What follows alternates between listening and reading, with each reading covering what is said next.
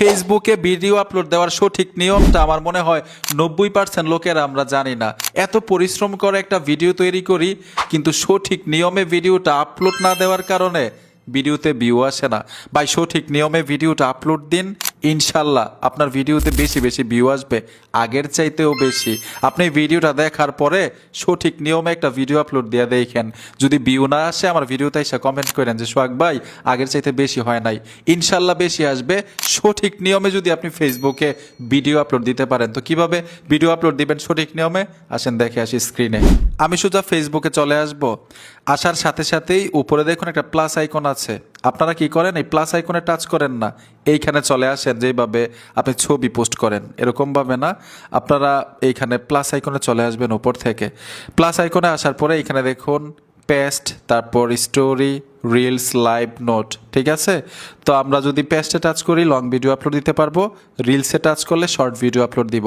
তো যেহেতু আমি লং ভিডিও আপলোড দিব, তবে লং ভিডিও এবং শর্ট ভিডিও নিয়মটা কিন্তু একই, আপলোড দেওয়ার নিয়মটা। তো জাস্ট আমি লং ভিডিও দেখাচ্ছি, পোস্টে চলে আসব, তারপর এখান থেকে আমি একটা ভিডিও সিলেক্ট করে নিব। ধরুন আমি এই ভিডিওটা আপলোড দিতে চাচ্ছি, ঠিক আছে। এই ভিডিওটার উপরে ট্যাপ দিয়ে দিলাম। ট্যাপ দেওয়ার সাথে সাথে ভিডিওটা এখানে চলে আসবে। আপনারা সর্বপ্রথম দেখবেন এটা পাবলিক আছে কিনা, ঠিক আছে। যে দেখুন এখানে পাবলিক লেখা আছে, অনেকের সময় অনলি মি লেখা থাকে। যদি অনলি মি থাকে আপনি সারা জীবন ভিডিও আপলোড দিতে পারবেন, আপনার ভিডিওতে ভিউ আসবে না। পাবলিক থাকতে হবে, এই বিষয়টা শুধু এখানে খেয়াল করবেন। আর টাইটেল এইখানে লেখার দরকার নাই, এই যে এইখানে টাইটেল লেখার দরকার নাই, এডিট করার দরকার নাই। জাস্ট এখান থেকে সোজা নেক্সটে চলে আসবেন। এই যে দেখুন আমি নেক্সটে চলে আসলাম। নেক্সটে আসার সাথে সাথে এই যে দেখুন এইখানে আপনি পাবেন টাইটেল এবং ডেসক্রিপশন, দুইটা একসাথে পাবেন। যদি ওইখান থেকে টাইটেল লিখে দিতেন তাহলে কিন্তু ওইটাই শেষ ছিল। তো এখানে আপনি ডেসক্রিপশন পাইলেন। ডেসক্রিপশন পাওয়ার উদ্দেশ্যটা হচ্ছে আপনি ডেসক্রিপশনে হ্যাশট্যাগ ব্যবহার করতে পারবেন। হ্যাশট্যাগের কারণেও কিন্তু ভিডিও ভিউতে চলে যায়, মানে ফর ইউতে আসে। তো যাই হোক, প্রথম এখানে টাইটেল কি লিখবেন, ভিডিওতে ভিউ পাওয়ার টাইটেল কিন্তু গুরুত্বপূর্ণ একটা বিষয়। আপনি ধরুন যে কোনো ভিডিও আপলোড দিতেছেন, ওই ভিডিওটার সম্পর্কে বিস্তারিত না লিখে শর্টভাবে এমন কিছু একটা লিখবেন যে টাইটেলটা পরে একটা পাবলিকের ইচ্ছা জাগে ভিডিওতে টাচ করার জন্য। ফেসবুকে কিন্তু কেউ সার্চ করে ভিডিও দেখে না, স্ক্রল করে ভিডিও দেখে। তো এমন একটা কিছু লিখবেন, যেই লেখাটা লিখে, তবে ভিডিওর সম্পর্কে লিখতে হবে। আপনি ভিডিও দিবেন একটা, টাইটেল লিখবেন আরেকটা, তাহলে কিন্তু আপনাকে বকা দিবে, ঠিক না। এরকম কিছু লেখা থাকতে হবে যে ভিডিওটার সম্পর্কে শর্ট আকারে, সংক্ষিপ্ত আকারে লিখবেন, যাতে এই লেখাটা দেখে একটা পাবলিকের ইচ্ছা জাগে যে না ভিডিওটা দেখি, কি হয় দেখি, ঠিক আছে। আরেকটা বিষয় হচ্ছে ভিডিও এডিটিং করার টাইমে সম্পূর্ণ ভিডিও থেকে এমন কিছু একটা ভিডিওর সামনে দিবেন সবচাইতে অ্যাট্রাকটিভ, সবচাইতে আকর্ষণ। ধরুন আমি ফেসবুকে স্ক্রল করতেছি, হঠাৎ একটা মানুষ চিৎকার করে ফেলছে ভিডিওতে, আমি কিন্তু টাচ করব, অনেকেই টাচ করার চেষ্টা করবে, দেখার চেষ্টা করবে কি না কি হয়েছে ভিডিওতে। তো ভিডিওর সামনে এমন কিছু দিতে হবে যাতে একটা পাবলিকের আগ্রহ জাগে ভিডিওটা দেখার জন্য। সম্পূর্ণ ভিডিওটা থেকে যে বিষয়টা সবচাইতে অ্যাট্রাকটিভ, আকর্ষণীয়, এটাই সামনে দিয়ে দিবেন 5-6 সেকেন্ড। এটাও কিন্তু একটা টেকনিক, ঠিক আছে। তো ভিডিওটার সম্পর্কে এখানে টাইটেল লিখবেন। তো আমি সংক্ষিপ্ত আকারে বোঝানোর জন্য সিম্পলভাবে জাস্ট আমি এখানে কিছু একটা লিখে দিচ্ছি। এই যে দেখুন আমি লিখে দিলাম শিশু বক্তার মজাদার ওয়াজ, আপনাদেরকে বোঝানোর জন্য। আপনি এবার এটা কপি করে লিখেন না যে শিশু বক্তার মজাদার ওয়াজ। আপনি ফানি ভিডিও তৈরি করলেন, টাইটেল দিলেন এইটা, তাহলে কিন্তু ম্যাচ করবে না। ভিডিও যা ওই সম্পর্কে সংক্ষিপ্ত আকারে কিছু একটা লিখবেন। তো আমি লিখে দিছি। এখন হচ্ছে ডেসক্রিপশনের বিষয়টা কিন্তু সবচাইতে গুরুত্বপূর্ণ। ডেসক্রিপশনেও এই লেখাটা আমি কপি করে দিয়ে দিব। যে দেখুন আমি কপি করে পেস্ট করে দিলাম সেম লেখাটা। তারপর আমি হ্যাশট্যাগ ব্যবহার করব। এই যে দেখুন শিশু বক্তার মজাদার ওয়াজ, তারপর হচ্ছে হ্যাশট্যাগ, আমি এখানে রিল ব্যবহার করব, REELS, রিলস। তারপর আমি আবার হ্যাশট্যাগ দিব। এইখানে আপনি ফর ইউ দিতে পারেন। এক কথায় হচ্ছে হ্যাশট্যাগে এমন কিছু ব্যবহার করবেন যা এর আগে অনেকগুলো পোস্টের মধ্যে ব্যবহার করা হয়েছে। তারপর আপনি মেনশন করতে পারবেন এইখান থেকে, কোনো প্রোফাইলে কোনো পেজে যদি মেনশন করেন আপনি এখান থেকে মেনশন করতে পারবেন।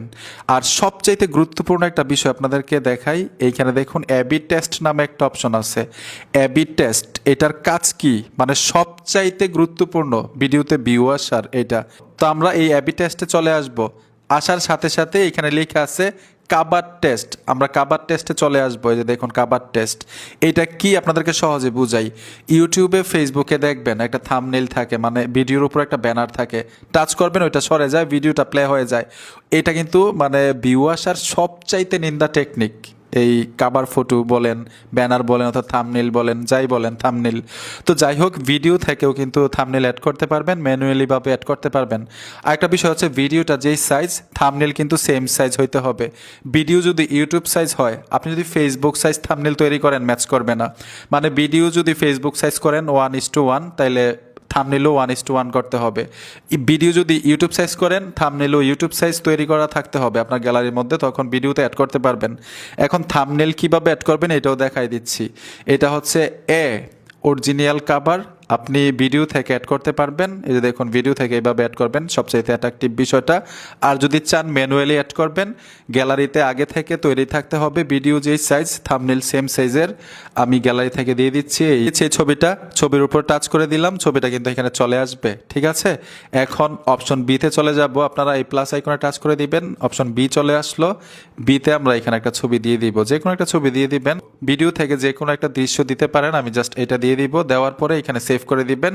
এই থাম্বনেইল কিন্তু আপনার ভিডিওতে অ্যাড হয়ে যাবে। যে দেখুন এই থাম্বনেইলটা ভিডিওতে অ্যাড হয়ে গেল। ঠিক এইভাবে এবি টেস্টে এসে আপনি থাম্বনেইল অ্যাড করে নেবেন। থাম্বনেইল কিন্তু সবচেয়ে গুরুত্বপূর্ণ ভিডিওতে ভিউ আসার। আর একটা বিষয় হচ্ছে আপনার ভিডিও কিন্তু কোয়ালিটিফুল হইতে হবে। আপনারা অনেকেই জানেন এখন কিন্তু ভিডিও নির্মাতা বেশি, দর্শক কম। মানে সকলেই ভিডিও বানাইতেছে, দর্শক খুব কম। এক সময় ছিল 2015 সালে দর্শক বেশি, ভিডিও নির্মাতা কম, মানে ভিডিও কম আপলোড হইতো ইউটিউবে ফেসবুকে। এখন সবাই দিচ্ছে। এর জন্য কার ভিডিও দেখে কার ভিডিও দেখবে, ঠিক না? এর জন্য আপনার ভিডিও কিন্তু নাম্বার 1 ভিডিও হইতে হবে, সবার চাইতে আলাদা হইতে হবে, অ্যাট্রাকটিভ হইতে হবে, তখন ভিউটা আরও বেশি পাবেন। এই বিষয়গুলো খেয়াল রাখবেন। ভিডিওর মান যত বেশি বাড়াইতে পারেন অন্যদের চাইতে, তত বেশি তাড়াতাড়ি সবার আগে আপনিও সাকসেস হইতে পারবেন। তখন এইখানে সর্বশেষ এইখানে দেখুন শেয়ার নাও লেখা আছে, শেয়ার নাও টাচ করে দিবেন। এই ভিডিওটা আপনার ফেসবুক প্রোফাইলে অথবা ফেসবুক পেজে আপলোড হয়ে যাবে, আগের চাইতে দ্বিগুণ ভিউ আসবে। এরকমভাবে যদি আপনি ভিডিও আপলোড দিতে পারেন ফেসবুক পেজের মধ্যে অথবা ফেসবুক প্রোফাইলের মধ্যে।